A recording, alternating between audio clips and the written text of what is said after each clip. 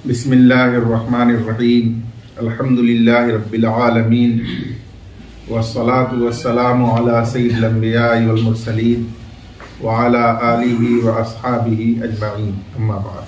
जी बिस्मिल्लाहिर्रहमानिर्रहीम।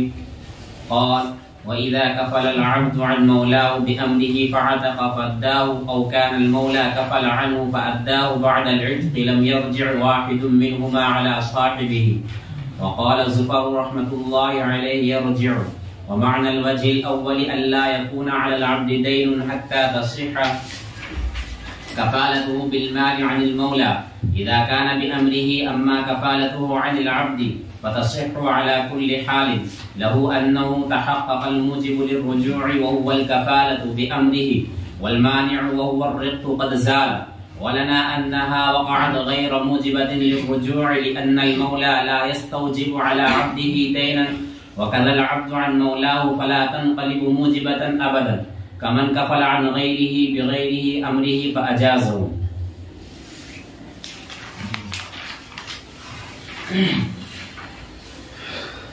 इस इबारत में जो मसला बयान किया गया वो इबारत के तर्जमे से ही वाज़ेह है, इसलिए पहले आप तर्जमा देखिए। इमाम मोहम्मद रहमतुल्लाह अलैह ने फरमाया कि जब गुलाम अपने आका की तरफ से ज़ामिन हुआ उस पर वाजिब दैन का, बेअमरिही उसके हुक्म से, और हाल ये है कि उस गुलाम पर दूसरों का दैन मुहीत वाजिब नहीं है, वो फारिग़ु ज़िम्मा है। फ़अतक़ फिर वो गुलाम आज़ाद हो गया। आज़ाद होने के बाद उसके पास माल आया तो उसने वो माल बहैसियत कफ़ील अपने मौला की तरफ से उसके मदयून को, उसके दाइन तालिब को अदा कर दिया। ये एक सूरत है। औ कानल मौला कफ़ल अन्हु, या आका ज़ामिन हुआ था अपने गुलाम की तरफ से, यानी उसके कहने से। उसके बाद वो गुलाम आज़ाद हो गया, मौला ने उसको आज़ाद कर दिया, और आज़ाद होने के बाद इस मौला ने अपने माल से उस गुलाम का दैन अदा कर दिया। तो चूंकि दोनों ही सूरतों में ये कफ़ाला मदयून के अम्र से है, इसलिए ये सवाल पैदा होता है कि कफ़ील मकफूल अन्हु पर मा अद्दा को रुजू करेगा या नहीं करेगा। तो उसमें इख्तलाफ है। जुमहूर फ़ुक़हा के नज़दीक लम यरजिअ वाहिदुम मिनहुमा अला साहिबिही, उन दोनों में से कोई अपने साथी से अपना अदा किया हुआ माल रुजू नहीं करेगा। ये जुमहूर फ़ुक़हा का मसलक है, और इमाम ज़फ़र रहमतुल्लाह अलैह ने फरमाया कि वो रुजू करेगा। दलाइल के बयान से पहले साहिब हिदाया ने मसले की पहली सूरत को वाज़ेह किया। व मानल वजह अव्वल अल्ला यकून अलल अब्दी दैनुन हत्ता तसिह्ह कफ़ालतुहु बिलमाल, और पहली सूरत का मतलब ये है कि कफ़ील बनने वाले गुलाम पर दैन मुहीत वाजिब न हो गुरमा का, ताकि उसका कफ़ाला बिलमाल सही हो मौला की तरफ से। क्योंकि अगर उस पर दैन मुहीत गुरमा का वाजिब है तो अब उसकी गर्दन से गुरमा का हक मुताल्लिक हो चुका है, लिहाजा उसका मौला की तरफ से कफ़ील बनना अब सही नहीं होगा। इसलिए उस सूरत में यह क़ैद ज़रूरी है कि गुलाम, कफ़ील बनने वाले गुलाम का ज़िम्मा दूसरों के दैन से फारिग हो, तब वो अपने मौला की तरफ से कफ़ील बन सकता है। जबकि वो कफील उसके हुक्म और इजाजत से बना हो। बगैर मौला की इजाजत और हुक्म के अज खुद कफील बनने का इख्तियार गुलाम को नहीं होता। अम्मा कफालतुहु अनिल अब्द फतसिहु अला कुल्ली हाल, बहरहाल मौला का कफील होना गुलाम की तरफ से तो वो बहरहाल सही होता है, चाहे वो उसके माल का कफील बने या उसके नफ्स का कफील बने। गुलाम पर दूसरों का दैन हो तो भी उसकी तरफ से कफील बनना सही है, और दूसरों के तरफ से उस पर दैन वाजिब ना हो तो भी कफील बनना सही है। उसके लिए कोई कैद जरूरी नहीं है। अब दलाइल को बयान करते हैं। दलाइल का हासिल यह है कि इमाम ज़ुफ़र रहमतुल्लाह अलैह इब्तिदाए कफाला का एतबार करते हैं। नहीं, उल्टा हो गया। जमहूर फ़ुक़हा इब्तिदाए कफाला का एतबार करते हैं और इमाम ज़ुफ़र रहमतुल्लाह अलैह इंतहाए कफाला का एतबार करते हैं। उसकी तफसील ये है कि जिस वक्त वो गुलाम कफील बना तो जाहिर है कि उस वक्त वो गुलाम था और गुलाम के लिए अपने मौला पर कुछ वाजिब नहीं होता। इसी तरह से जब वो मौला अपने गुलाम की तरफ से कफील बना तो मौला का भी गुलाम पर कुछ वाजिब माल नहीं होता। तो बस जिस वक्त ये अक़्द कफाला मुनाकिद हुआ उस वक्त ये मूजिबे रुजू मुनाकिद नहीं हुआ, रुजू का ये सबब नहीं बना, क्योंकि उस वक्त वो गुलाम और मौला के दरमियान हुआ और गुलाम मौला पर या मौला गुलाम पर रुजू का हकदार नहीं होता है। इस वजह से जिस वक्त अक़्द कफाला मुनाकिद हुआ उस वक्त वो मूजिबे रुजू नहीं था। और फुक़हा के यहां कायदा ये है कि कफाला जब इब्तिदा ही में मूजिबे रुजू सबबे रुजू नहीं हो तो आइंदा वो सबबे रुजू और मूजिबे रुजू नहीं बन सकता। उसकी नज़ीर मौजूद है कि कोई शख्स तबर्रो के तौर पर बगैर मदयून के कहे हुए खुद से उसकी तरफ से कफील बन गया तो ये अक़्द कफाला मूजिबे रुजू इब्तिदा में नहीं है, और बाद में उस मदयून को जब मालूम हुआ तो उसने इसकी इजाजत दे दी कि मेरी तरफ से इस अक़्द कफाला की कफील को इजाजत है। तो अब तो उसकी इजाजत और अम्र से हो गया, तो क्या अब ये मुजीबे रुजू बन गया? तो फुक़हा फरमाते हैं कि जो इब्तिदान गैर मुजीबे रुजू है वो बाद में मुजीबे रुजू नहीं होगा। इसीलिए इस सूरत में भी जब वो गुलाम आजाद हो गया तो आजाद होने के बाद अगरचे अदायगी की गुलाम ने मौला की तरफ से या मौला ने गुलाम की तरफ से, लेकिन वो आइंदा मुजीबे रुजू नहीं हो सकेगा। इसलिए कोई किसी पर कुछ रुजू नहीं करेगा। ये जमहूर फुक़हा की दलील है। और हजरत इमाम ज़ुफ़र रहमतुल्लाह अलैह की दलील ये है कि बका और इंतहा के एतबार से ये तो मुजीबे रुजू है, क्योंकि जिस वक्त बहैसियत कफील गुलाम ने अदा किया या मौला ने अदा किया उस वक्त तो वो आजाद गुलाम हो चुका है। रहा मसला इब्तिदा का, तो वो कहते हैं कि इब्तिदा में भी ये मुजीबे रुजू ही था। क्यों? इसलिए कि ये कफाला मदयून के अम्र से था और ये कफाला जो बे अमरिल मदयून हो, बे अमरिल असील हो, वो मुजीबे रुजू होता है। इसलिए इब्तिदान भी वो मुजीबे रुजू ही था, लेकिन माने की वजह से यानी रिक़ियत और गुलामी के माने की वजह से वो रुजू जाहिर नहीं था।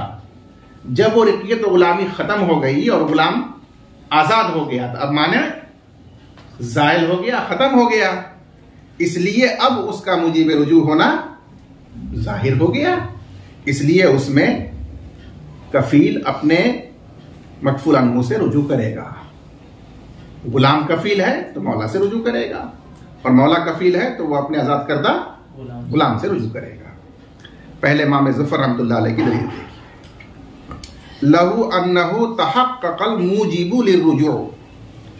हजरत इमाम ज़फ़र रहमतुल्लाह अलैह की दलील ये है कि रुजू को वाजिब करने वाला अक़्द कफाला मुतहक्कक हुआ, और वो कफाला है असील के हुक्म से। वल माने, इब्तिदान उसका असर जाहिर नहीं हुआ माने की वजह से। वल माने क़ज़ाला, और माने जो कि गुलामी है वो माने आज़ादी की वजह से ज़ाइल हो चुका, इसलिए अब उस मुजीब का असर और हुक्म जाहिर होगा। लिहाजा उनमें से हर एक अपने साथी से रुजू करेगा।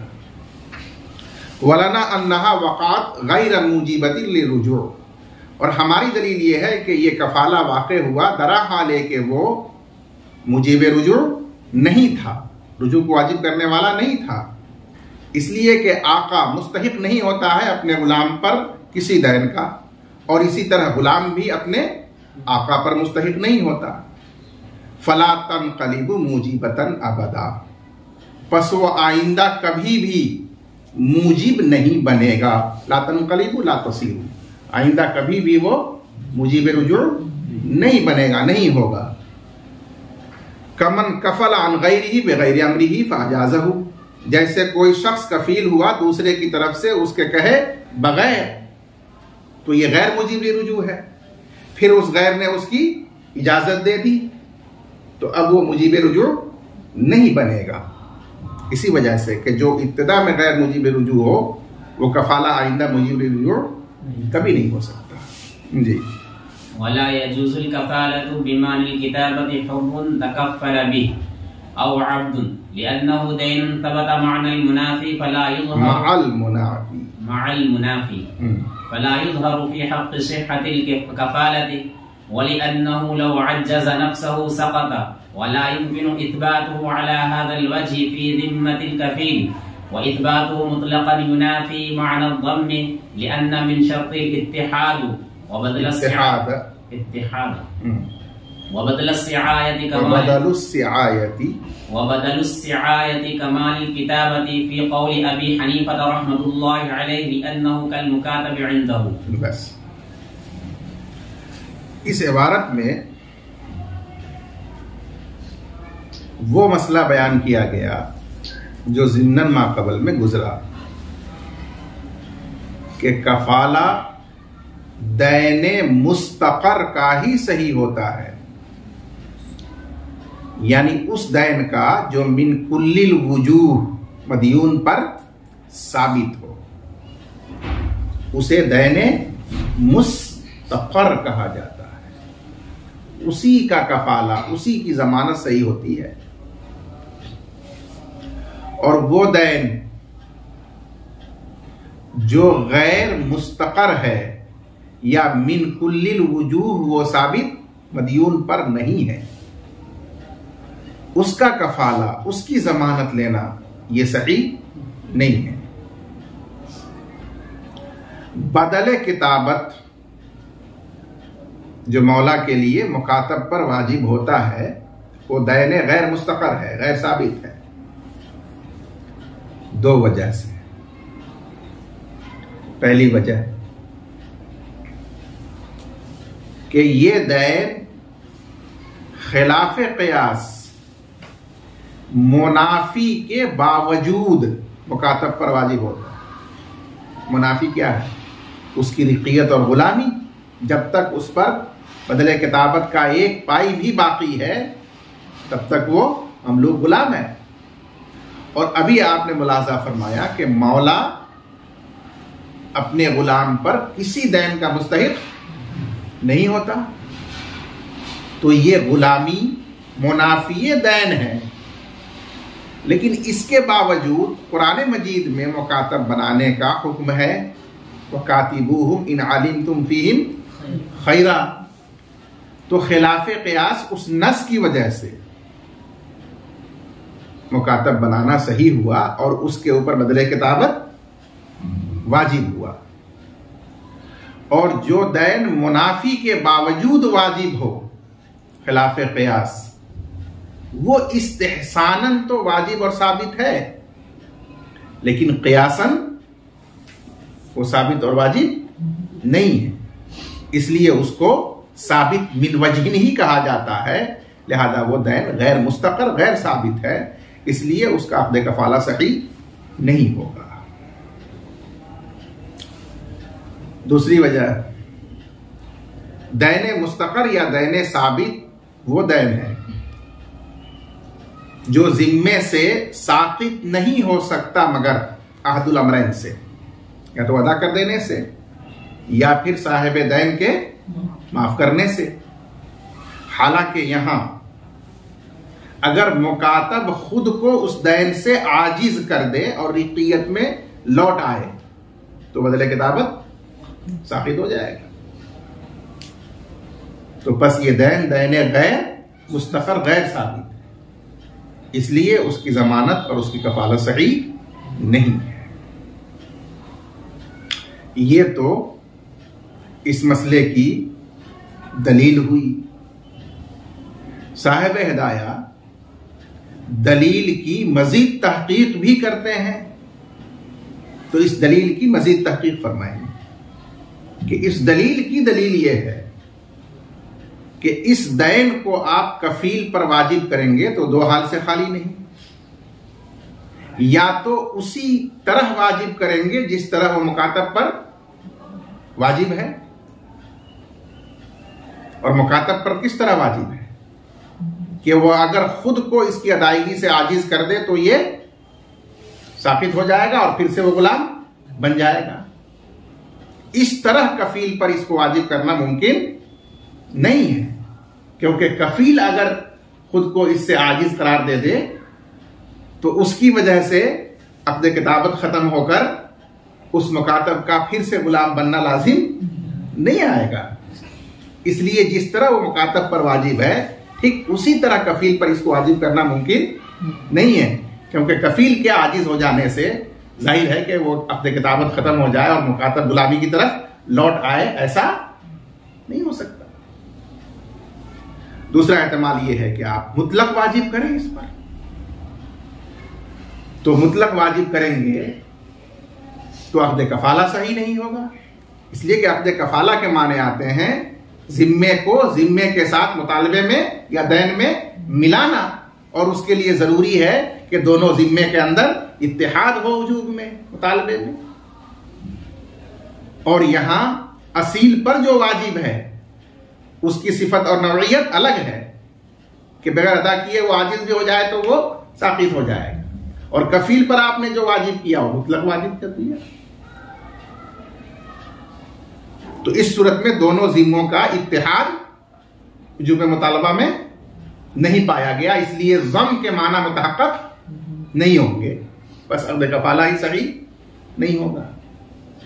तो बहर सूरत इस बदले किताबत को कफील पर वाजिब करना मुमकिन नहीं है, या तो इसलिए कि जिस तरह ये असील पर वाजिब है उस तरह कफील पर वाजिब नहीं किया जा सकता, या इसलिए कि अगर मुतलक वाजिब किया जाए तो फिर कफाला के माना ही मुतहक्कक नहीं हो सकेगा, इसलिए हमने कहा कि इसका कफाला सही नहीं होता।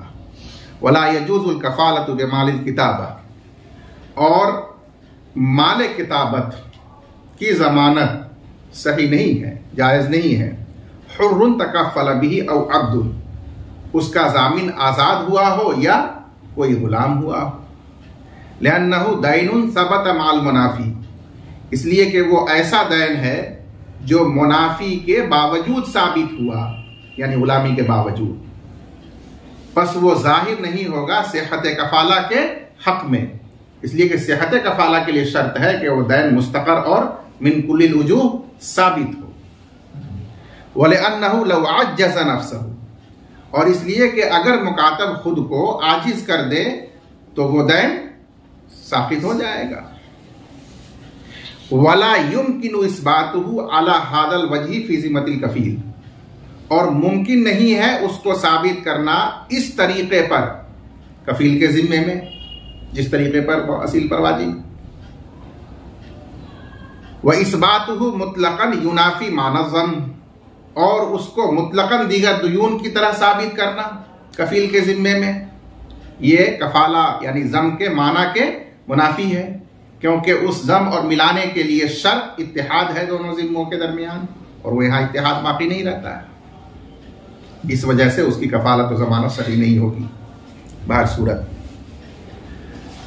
व बदलु सिआया कमालिल किताबा फी कौल अबी हनीफा रहमतुल्लाह अलैह लिअन्नहु कल मुकातबी इंदहु। इस इबारत में यह मसला बयान किया कि मुश्तरक गुलाम में से एक शरीक ने अपना हिस्सा आजाद कर दिया तो वो हो गया मोतकुल बास। अब ये मोतकुल बास जो गुलाम है, इमाम अबू हनीफा रहमतुल्लाह अलैह के नजदीक इसमें शरीके आखर को इख्तियार होता है कि या तो वो खुद भी इसको आजाद कर दे, सुभान अल्लाह, सबसे उम्दा तरीका यही है। और अगर वो खुद आजाद नहीं कर सकता तो देखा जाए कि शरीक आजाद करने वाला मालदार है या गरीब। अगर वो मालदार है तो उससे जमान उसूल किया जाए, क्योंकि अपने हिस्से को आजाद करके उसने इस गुलाम को अहदेदार कर दिया। इस वजह से उस शरीक से जमान लिया जाए और फिर वो शरीक बाद में उस गुलाम से हस्बे सहूलत अपना अदा किया हुआ जमान ले ले। लेकिन अगर वो शरीक आजाद करने वाला गरीब है, तंगदस्त है, जमान देने का हल नहीं है, तो अब ऐसी सूरत में उसी आजाद शुदा गुलाम को कमवाया जाए और वो कमा कर शरीके आखर के हिस्से की कीमत उसको अदा करे, तो उस गुलाम को कहते हैं मुस्तसआ, जिसको कमवाया जाए।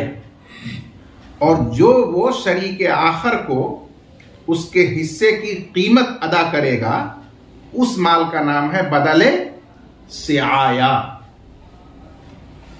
हजरत इमाम अबू हनीफा रहमतुल्लाह अलैह के नजदीक बदले सिआया बदले किताबत ही की तरह है। जिस तरह मुकातब पर बदले किताबत वाजिब है कि जब कमाकर वो हासिल करके वो बदले किताबत देगा तब आजाद हो जाएगा, उसी तरह इस अब्दे मुस्तसआ पर बदले सिआया शरीके आखिर गैर मोती के लिए वाजिब है कि जब वो कमाकर हासिल करके कहीं से वो बदले सिआया उसके हिस्से की कीमत देगा तब वो उसकी तरफ से भी पूरा आजाद हो जाएगा। तो यहां मसला लिखा कि अगर कोई शख्स इस बदले सिआया का जामिन बने तो जिस तरह बदले किताबत की जमानत सही नहीं है, उसी तरह से इमाम अबू हनीफा रहमतुल्लाह अलैह के मसलक के मुताबिक बदले सिआया की जमानत भी सही नहीं है। वह बदलु सिआया का माली किताबा, और बदले सिआया माले किताबत की तरह है फी कौली अबी हनीफा, इमाम अबू हनीफा रहमतुल्लाह अलैह के कौल में, लिअन्नहु कल मुकातब इंदहु, इसलिए कि सिआया करने वाला गुलाम मुकातब की तरह है हजरत इमाम अबू हनीफा रहमतुल्लाह अलैह के नज़दीक। इसमें इख्तिलाफ है साहिबैन का। साहिबैन के नज़दीक इत्क में तजस्सी और तकसीम नहीं हो सकती, इसलिए जिस शरीक ने आजाद किया उसके अपना हिस्सा आजाद करने से पूरा ही गुलाम आजाद हो गया, पूरा ही गुलाम आजाद हो गया। अब उस सूरत में अमीर हो तो आजाद करने वाले से जमान वसूल कर लेगा, और ये तंगदस्त और गरीब हो तो गुलाम को वो कमवा कर उससे वसूल करेगा, लेकिन ये बदले से आया, उसके ऊपर दैने साबित होगा, क्योंकि वो आजाद के ऊपर वाजिब है, इसलिए उसकी जमानत सही हो। ये साहिबैन का मसला है। किताबुल हवाला, हवाला के अहकाम व मसाइल का बयान। कफाला की तरह हवाला भी मस्दर है। लुगत में इसके माने आते हैं किसी चीज को एक महल से दूसरे महल की तरफ मुंतकिल करना, खा वो चीज मानवी हो या हिस्सी हो, आम है। चुनांचे मुहावरे में बोला जाता है हवालतुल गिरास, पौधों को नर्सरी से लगाने की जगह मुंतकिल करने को कहते हैं हवालतुल गिरास। ये इसके लुग़वी माने हैं। और फुक़हा की इस्तिलाह में दैन को असल मदयून के जिम्मे से दूसरे शख्स के जिम्मे में मुंतकिल कर देना। दैन को असल मदयून के जिम्मे से दूसरे शख्स के जिम्मे में मुंतकिल कर देना। और कफाला में क्या था कि दैन या मुतालबे में मदयून के जिम्मे के साथ किसी के जिम्मे को शामिल कर देना, मिला देना। यही बुनियादी फर्क है इन दोनों के अंदर। उसके बाद जानना चाहिए कि जिस तरह कफाला में इख्तिलाफ है कि कफील पर दैन वाजिब होता है या सिर्फ मुतालबा वाजिब होता है, उसी तरह मशाइख का हवाला में भी इख्तिलाफ है कि दैन हकीकतन मुंतकिल हो जाता है दूसरे शख्स के जिम्मे में या सिर्फ उस दैन का मुतालबा मुंतकिल होता है। बाद मशाइख ने फरमाया कि दैन ही मुंतकिल हो जाता है, और बाद मशाइख ने फरमाया कि दैन तो अपने महल में बाकी रहता है, अलबत्ता उसका मुतालबा मुंतकिल हो जाता है दूसरे शख्स के जिम्मे में। उसके बाद चार इस्तिलाहात ज़हन नशी रखना चाहिए कि असल मदयून जिस पर दैन वाजिब है सालतन, जब वो अपना दैन दूसरे पर ट्रांसफर कर दे, मुंतकिल कर दे, तो उसको कहा जाता है मुहील। मुहील मुंतकिल करने वाला, वसील है। और जिस शख्स ने अपने जिम्मे में उसके मुंतकिल होने को कबूल किया उसको कहा जाता है मुहताल अलैह, जिस पर दैन को मुंतकिल किया गया, मुहताल अलैह। और जो दैन का तालिब है, रब्बुद्दैन, मालिक, उसको मुहताल कहते हैं और मुहताल लहू भी कह देते हैं। यानी जिसके दैन को मुंतकिल किया गया वो मुहताल या मुहताल लहू कहलाता है। और जो रकम है दैन की वो मुहताल बिही, जैसे कफाला में उसको मकफूल बिही कहते हैं, तो यहां उसको मुहताल बिही कहेंगे। ये इस्तिलाह आपको ज़हन नशीं रखना चाहिए ताकि मसाइल में ये अल्फाज जब आए तो आप उसकी मुराद समझ सकें। जी। क़ाल वहिय जाइज़तुन बिद्दुयून क़ाल अलैहिस्सलाम मन उहीला अला मलीइन फल्यत्तबि' वलिअन्नहु इल्तज़मा मा यक़दिरु अला तस्लीमिही फतसिह्हु कल कफ़ालति व इन्नमा यख्तस्सत बिद्दुयून लिअन्नहा तुंबिउ अनिन नक़्ल वत्तहवील फ़िद्दैन ला फ़िल ऐन। बस अल्लामा क़ुदूरी रहमतुल्लाह अलैह ने फरमाया, और वो जायज़ है दुयून में, हवाला दुयून का जायज है। यहां भी दुयून से मुराद वो दुयून है जो मदयून के जिम्मे में मुस्तकर और साबित हो, उनका हवाला, उनका ट्रांसफर दूसरे पर करना जायज है। उसकी दलील हदीस शरीफ भी है और अकली भी है। क़ाल अलैहिस्सलाम मन उहीला अला मलियिन फलयत्तबि। आप सल्लल्लाहु अलैहि वसल्लम ने इरशाद फरमाया, जिसका हवाला किया गया, यानी जिसके दैन का हवाला किया गया, अला मलियिन, किसी मालदार पर, खुशहाल पर, फलयत्तबि, तो वो उस मालदार खुशहाल का इत्तिबा करे, यानी उससे मुतालबा करे। इस हदीस का मतलब यह है कि आप सल्लल्लाहु अलैहि वसल्लम ने रब्बुद्दैन को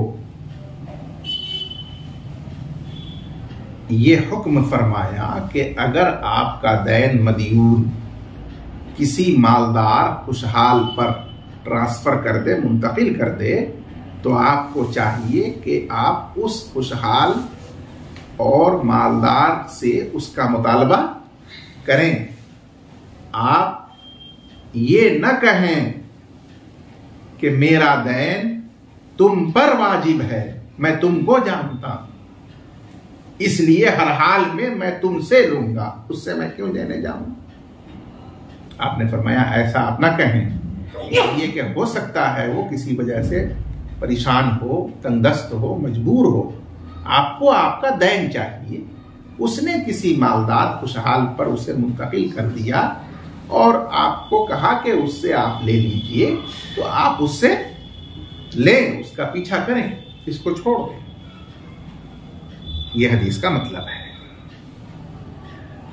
तो इस हदीस से जहां यह मसला साबित हुआ कि मुहताल को चाहिए कि वो अब मदयून को छोड़ दे और मुहताल अलैह से मुतालबा करे, वहीं यह मसला भी साबित हुआ ज़िम्नन कि हवाला का मामला शरअन जायज है, सही है, तभी तो उसका हुक्म उस पर मुरत्तब किया आपने। वलिअन्नहु इल्तज़म मा यक़दिरु अला तस्लीमी, और इसलिए कि मुहताल अलैह ने अपने जिम्मे में लाजिम किया ऐसे काम को जिसके अदा करने पर कादिर है, यानी उसने अक़्द के जरिए मक़दूर तस्लीम को अपने ऊपर लाजिम किया, फतसिहु, और अक़्द के जरिए जब कोई मक़दूर तस्लीम फेल आदमी अपने ऊपर वाजिब करे तो वो अक़्द सही है, कल कफाला, जैसे अक़्द कफाला सही है।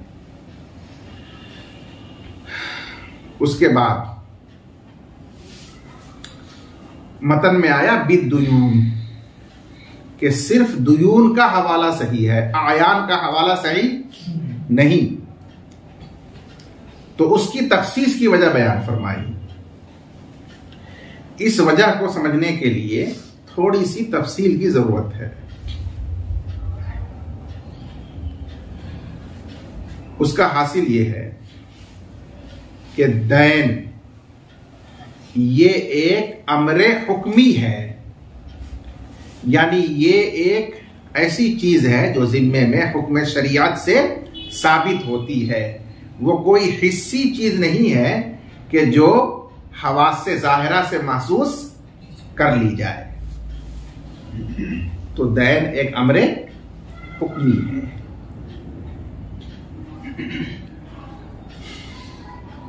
और हवाला के माने आते हैं लुगत में मुंतकिल करना, लेकिन शरीयत की इस्तिलाह में हवाला से मुराद नक़ले शरई, नक़ले हुक्मी, कि एक चीज को मदयून के जिम्मे से दूसरे मुल्तजिम के जिम्मे में मुंतकिल करना, ये माना है हवाला के। जाहिर है ये कौन सा नकल है, नकल हिस्सी या नकल हुक्मी, ये नकल हुक्मी है, क्योंकि इस ट्रांसफर और मुंतकिल करने में कोई चीज महसूस ऐन अपनी जगह से दूसरी जगह जैसे उठाकर रखी जाती है खारिज में, उस तरह मुंतकिल नहीं होती, हुक्मन व शरान मुंतकिल होती है वो चीज। तो जो हवाला के शरई माना है उसमें नकले हुक्मी पाया जाता है, बस वो अमरे हुक्मी ही में सादिक आएगा, यानी दैन में। और जो आयन है बेशक वो भी एक जगह से दूसरी जगह मुंतकिल किया जाता है, लेकिन उसमें नकले हिस्सी जरूरत पड़ती है, तब वो आयन हिस्सी मुंतकिल होगा। हवाला में नकले हिस्सी का मफहूम नहीं है, इसीलिए ये हवाला आयन में नहीं हो पाएगा, ये हवाला सिर्फ दैन में होगा जहां नकले हुक्मी होता है। वह इन मख्तसत बिद्दुयून, और ये हवाला सिर्फ दुयून के साथ मखसूस हुआ, लिअन्नहा तुंबिउ अनिन नक़्ल व तहवील, इसलिए कि ये लुग़तन नक़्ल व तहवील पर दलालत करता है, और शरान जो तहवील और नक़्ल होता है वो हिस्सी नहीं बल्कि हुक्मी होता है। तहवील से तहवील हुक्मी मुराद है, तहवील शरई तहवील हुक्मी फिद दैन, दैन ही में हो सकती है, लाफिल ऐन, ऐन में नहीं हो सकती। ऐन में तो तहवील और नक़्ल होगा लेकिन वो हिस्सी होगा, हवाला उस पर दलालत नहीं करता है, इसलिए उसमें हवाला नहीं हो पाएगा। जी वतसिहुल हवालतु बिरिज़ाइल मुहील वल मुहताल वल मुहताल अलैहि, अम्मल मुहताल फलिअन्न अद-दैन हक़्क़ुहु व हुवा अल्लज़ी यंतक़िलु बिहा वद्दिममु मुतफ़ाविदतुन फला बुद्द मिन रिज़ाइहि व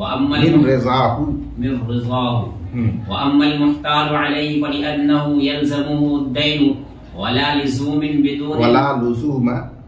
लुज़ूम बिदून इल्तिज़ामिही व अम्मल मुहील फल-हवालतु तसिहु बिदून रज़ाहु ज़करहु फी ज़ियादात लिअन्न इल्तिज़ाम अद-दैन मिन अल-मुहताल अलैहि तसर्रुफ़ुन फी हक़्क़ि नफ़्सिही व हुवा ला यतज़र्ररु बिही बल फ़ीहि नफ़्उहु लिअन्नहु ला यरजिउ अलैहि इज़ा लम यकुन बिअम्रिही। बस अल्लामा क़ुदूरी रहमतुल्लाह अलैह ने फरमाया, और हवाला सही होता है मुहील, मुहताल और मुहताल अलैह तीनों की आपसी रजामंदी से। जब तक तीनों की रजामंदी मुतहक्कक ना हो उस वक्त तक अक़्द हवाला सही नहीं हो सकता। अम्मल मुहताल, बहरहाल मुहताल तो इसलिए कि दैन उसका हक है, उसका वाजिब है, वह हुवा अल्लज़ी यंतक़िलु बिहा, और वही इस हवाला से मुंतकिल होता है। हालांकि ज़िम्मे मुख्तलिफ होते हैं, कोई शख्स अदा करने में बहुत अच्छा होता है, दूसरा शख्स अदा करने में बहुत जालिम होता है, तीसरा शख्स अदा करने में मुतदिल होता है, मिसाल के तौर पर। तो ज़िम्मे लोगों के मुख्तलिफ होते हैं हुस्न अदा और सुए अदा के एतबार से। अब जब दैन को दूसरे के जिम्मे में मुंतकिल किया जा रहा है तो जरूरी है मुहताल का यानी रब्बुद्दैन का राजी होना उस पर। अगर वो राजी है उस मुहताल अलैह से उसूल कर लेने पर तो सुभान अल्लाह, अच्छा। और अगर वो इस पर राजी और तैयार नहीं है कि उस पर मुंतकिल होने के बाद तो फिर जो थोड़ा बहुत चांस था वो भी मेरा खत्म हो जाएगा, कौन जाएगा उससे मांगने, और कब वो किसी को देता है, इसलिए मैं राजी नहीं हूं, तो बिल्कुल उसको यह हक होगा और फिर हवाला मुनक़िद नहीं होगा। तो खुलासा कलाम यह है कि मुहताल की रज़ामंदी इसलिए जरूरी है ताकि उसका ज़रर और नुकसान न हो जाए जबरी हवाला करने की वजह से, इसलिए उसको ज़रर से बचाने के लिए उसकी रज़ामंदी और इख्तियार का होना जरूरी है। वह अम्मल मुहताल अलैह, और बहरहाल मुहताल अलैह जिस पर हवाला किया जा रहा है उसका राजी होना क्यों जरूरी है, तो इसलिए कि दैन उसी पर लाजिम हो रहा है और बगैर लुजूम को कबूल किए हुए दैन का लुजूम नहीं हो सकता, इसलिए उसका कबूल करना और राजी होना जरूरी है। वो अम्मल मुहील, और रहा मुहील यानी मदयून, उसके बारे में हमारे मशाइख के दरमियान रिवायत का इख्तिलाफ है। अल्लामा क़ुदूरी रहमतुल्लाह अलैह ने मतन में बयान फरमाया कि मुहील की रजामंदी भी शर्त है, लेकिन इमाम मोहम्मद रहमतुल्लाह अलैह ने ज़ियादात में नकल फरमाया कि मुहील की रजामंदी शर्त नहीं है। वह अम्मल मुहील फल हवाला तसीहु बिदून रज़ा, और बहरहाल मुहील तो हवाला सही होता है उसकी रजामंदी के बगैर भी, इस तौर पर कि कोई तबर्रो करते हुए, उसने सुलूक करते हुए अपनी मर्जी से किसी के दैन को अपने ऊपर ट्रांसफर और मुंतकिल खुद ही कर ले और रब्बुद्दैन भी उसको कबूल कर ले, राजी हो जाए, तो यह हवाला सही हो जाएगा, क्योंकि इसमें मुहील का कोई नुकसान और ज़रर नहीं है, बल्कि उसका तो क्या है, फायदा ही फायदा है। इसलिए उससे पूछने और उसकी रजामंदी की कोई शर्त नहीं होगी। ज़करहु फी ज़ियादात, इसको इमाम मोहम्मद ने ज़ियादात में जिक्र फरमाया। लिअन्न इल्तिज़ाम अद-दैन मिनल मुहताल अलैह तसर्रुफुन फी हक़्क़ि नफ्सिही, इसलिए कि दैन को अपने ऊपर लाजिम करना मुहताल अलैह की तरफ से तसर्रुफ करना है अपनी जात के हक में। वहुवा ला यतज़र्ररु बिही, हो का मर्ज मुहील है, और उस मुहील को इसकी वजह से कोई नुकसान लाजिम नहीं आता, बल्कि इसमें तो मुहील का फायदा है। क्यों फायदा है? फौरी फायदा तो यह है कि मुतालबा उससे साबित हो जाता है, चैन मिल जाएगा उसको, और बाद में फायदा यह है कि जब उसके कहने से ये नहीं हुआ है, खुद ही से हुआ है, तो ये बाद में उससे रुजू भी नहीं करेगा। लिअन्नहु ला यरजिउ अलैहि इज़ा लम यकुन बिअम्रिही, क्योंकि ये उससे रुजू नहीं करेगा जबकि ये हवाला उसके हुक्म से नहीं हुआ। ये दलील है इमाम मोहम्मद के कौल की। और अल्लामा क़ुदूरी रहमतुल्लाह अलैह के कौल की दलील ये है कि इहाला या हवाला ये फ़ेले इख्तियारी है, फ़ेले मुतअद्दी इख्तियारी है, मुंतकिल करना, बस ये फाइल के बगैर मुतहक्किक नहीं हो सकता। जब मदयून असील इसको मुंतकिल अपने जिम्मे से दूसरे के जिम्मे की तरफ इख्तियार के साथ करेगा, तभी जाकर के ये सही होगा और मुतहक्किक होगा। और जब अपने इख्तियार और कस्द से करेगा तो जाहिर है कि वो उस पर राजी होगा, इसलिए उस मुहील का भी राजी होना जरूरी होगा।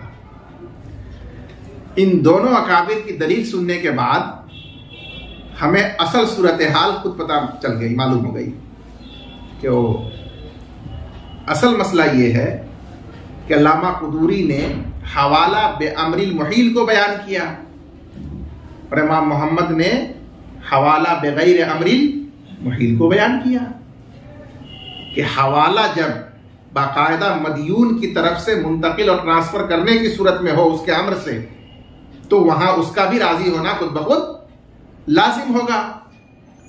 और इमाम मोहम्मद जो बात फरमा रहे हैं वो इख्तियाल है, खुद ही से हवाला कबूल करना उसके अम्र के बगैर, तो जाहिर है कि उसमें उसकी मर्जी रज़ामंदी कोई जरूरत नहीं होगी। जी क़ाल व इज़ा तम्मतिल हवालतु बरिअल मुहील मिन अद-दैन बिल क़बूल व क़ाल ज़ुफ़र रहमतुल्लाहि अलैहि ला यबरउ इअ्तिबारन बिल कफ़ालति इज़ कुल्लु वाहिदिन मिनहुमा अक़्दु तवत्थुक़िन वलना अन्नल हवालतन नक़्लु लुग़तन व मिनहु हवालतुल ग़िरास वद्दैन मता इंतक़ल अन ज़िम्मति ला यबक़ा फ़ीहा अम्मल कफ़ालतु फ़लिज़्ज़म्मि वल अहकामु शरइय्यतु अला विफ़ाक़िल मआनिल लुग़विय्यति वत्तवत्थुक़ु बिइख्तियारिल अमलि वल अहसनी फिल क़ज़ा'i। बस अल्लामा क़ुदूरी रहमतुल्लाह अलैह ने फरमाया कि जब हवाला मुकम्मल हो जाए, मुहील, मुहताल अलैह और मुहताल तीनों की आपसी रज़ामंदी से, बरी अल मुहील मिन अद-दैन बिल क़बूल, तो मुहील दैन से बरी हो जाएगा, बिल क़बूल मुहताल और मुहताल अलैह के कबूल कर लेने की वजह से वो बीच से निकल जाएगा, बरी हो जाएगा। अब ये मोहताल दैन का मुतालबा सिर्फ मोहताल अलैह से ही करेगा, उस मुहील असील से नहीं कर सकेगा। वक़ाल ज़फ़र रहमतुल्लाह अलैह ला यबराउ, ये जमहूर अहनाफ का मसलक है फ़ुक़हा का। और इमाम ज़फ़र रहमतुल्लाह अलैह ने फरमाया कि मुहील बरी नहीं होगा, बल्कि उससे भी मुतालबा किया जा सकता है, एतबारम बिल कफ़ाला, क़यास करते हुए कफ़ाला पर। वो कहते हैं जिस तरह कफ़ाला में असील बरी नहीं होता, मुतालबा उससे भी किया जा सकता है, हवाला में भी मुहील बरी नहीं होगा, उससे भी मुतालबा किया जा सकता है। इज़ कुल्लु वाहिदिन मिनहुमा अक़्दु तवस्सुक़िन, क्योंकि इन दोनों में से हर एक अक़्द वसीक़ा है, यानी ऐसा अक़्द है जिससे रब्बुद्दैन को मुतमईन करना मकसूद होता है, और उसको मुतमईन करना उसके दैन की उसूलियाबी को मजबूत बनाने के जरिए होता है। और दैन की उसूलियाबी मजबूत कब होगी?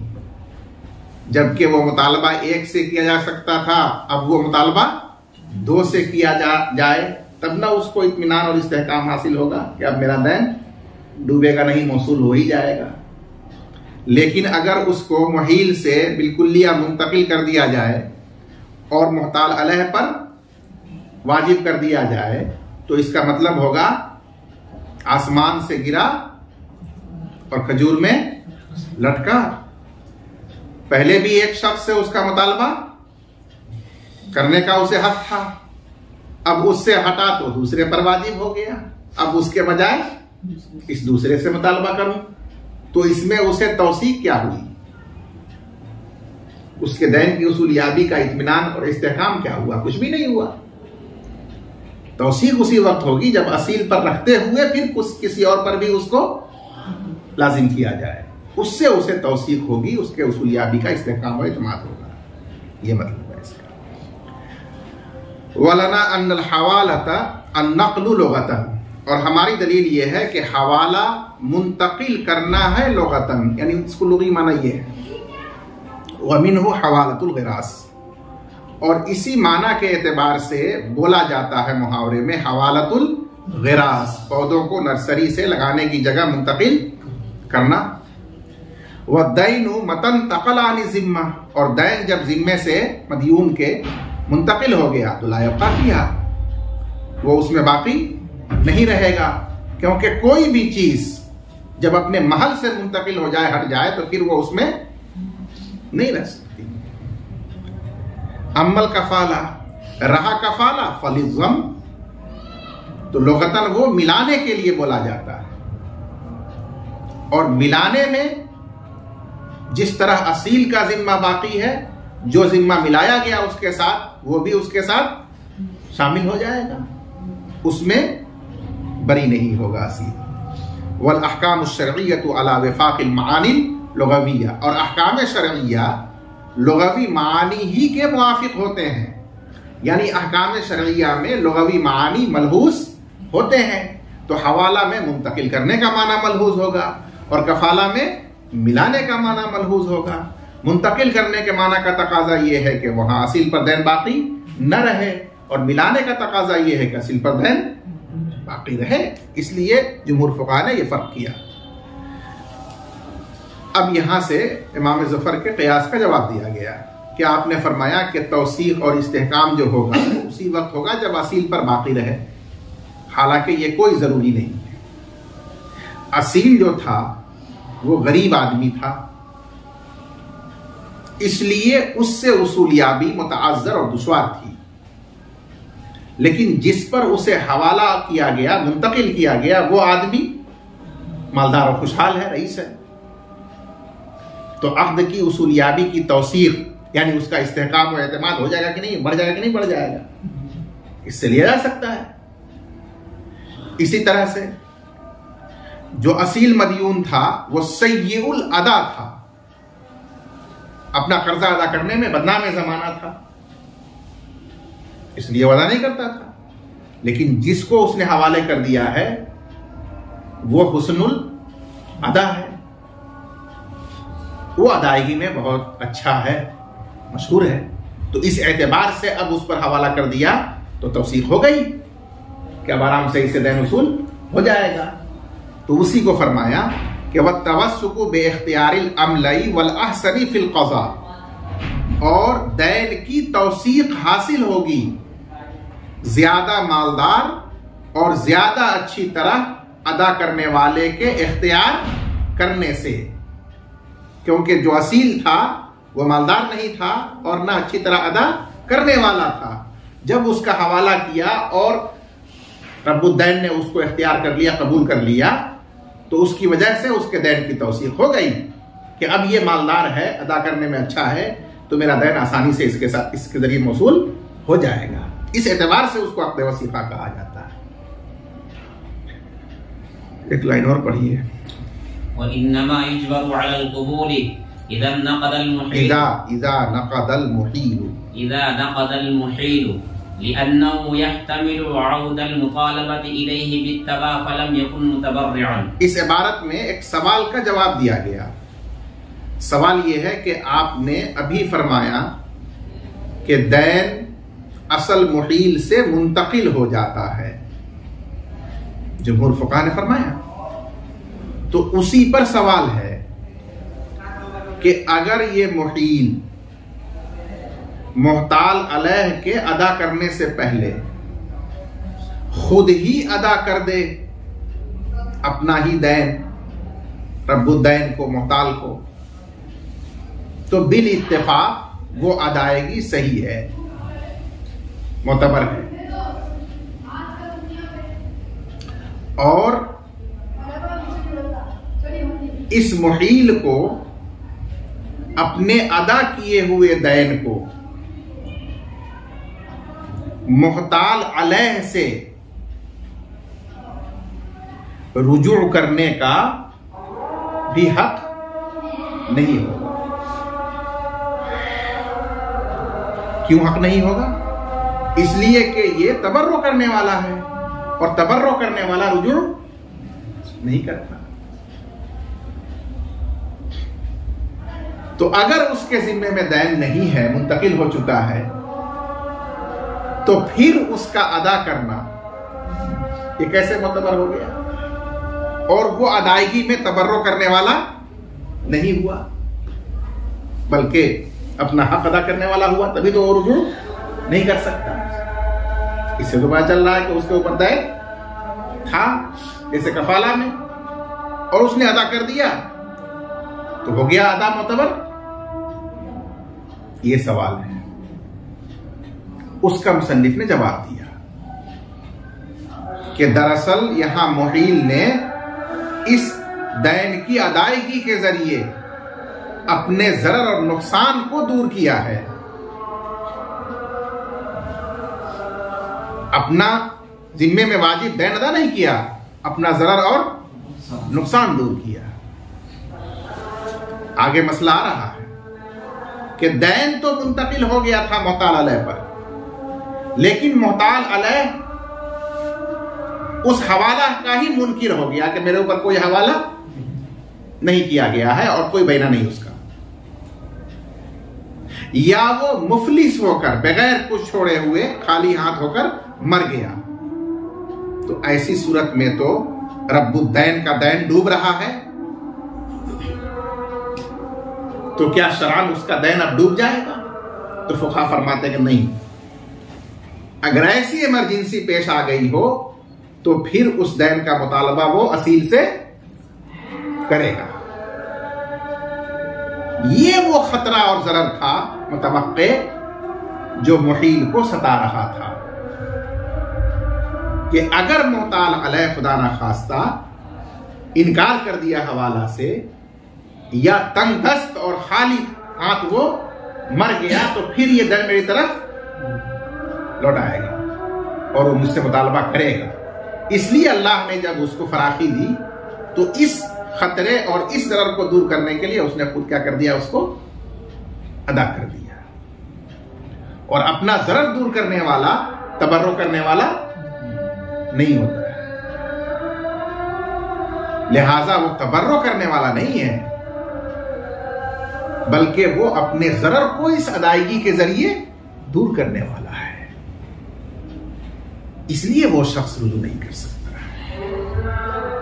ये उसका जवाब है।